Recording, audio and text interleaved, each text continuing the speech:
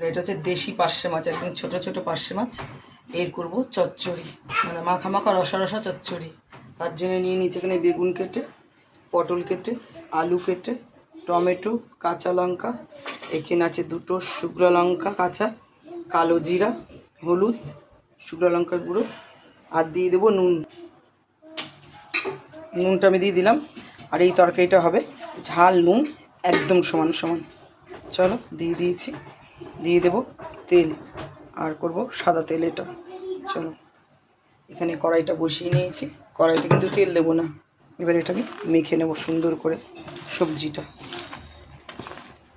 কড়াইতেই মাখতে পারতাম, কিন্তু আমি এটার মধ্যেই মাখলাম। দেখো এটা খালি কড়াই, এর মধ্যে দিয়ে দেবো।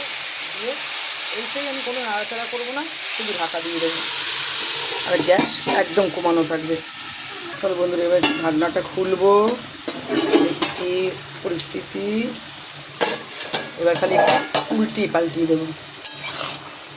এই দেখো, দেখেছো জল নুন সব জল উঠে গেছে, তেলটা আছেই। চলো আবার ঢাকা দিয়ে দেবো।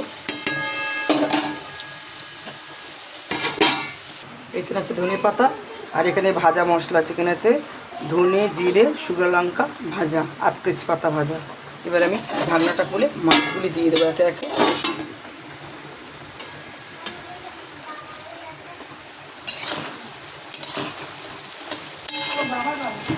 দেখো তেলটা কি সুন্দর, তেলটা বেরিয়ে গেছে।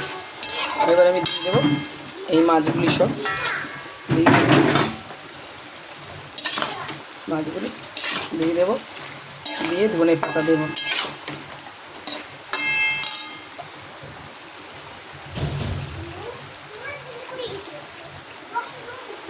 দিয়ে দেবো মশলাটা।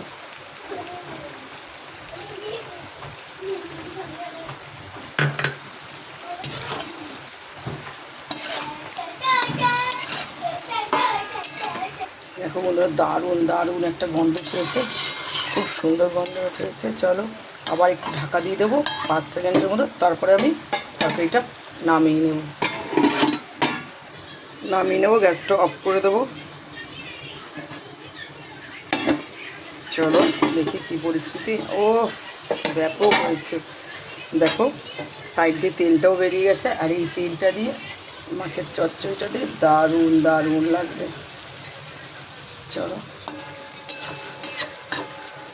এটা একটু নামিয়ে নেব।